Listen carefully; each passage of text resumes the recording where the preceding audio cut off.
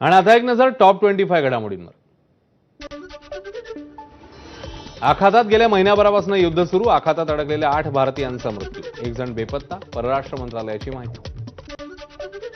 सातारा जिल्हा परिषद सभापती निवडीवेळी अनुचित प्रकार टाळण्यासाठी प्रशासन अलर्ट मोडवर। जिल्हाधिकाऱ्यांनी दिले जमावबंदीचे आदेश।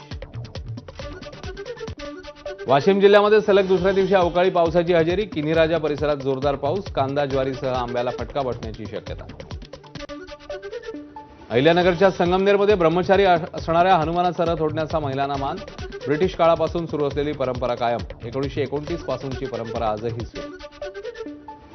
छत्रपती संभाजीनगरच्या रोजबाग परिसरात 3 चारचाकी गाड्या अज्ञाताने जाळल्या। घटनेचं सीसीटीव्ही फुटेज व्हायरल। सिटी चौक पोलीस ठाण्यामध्ये गुन्हा दाखल।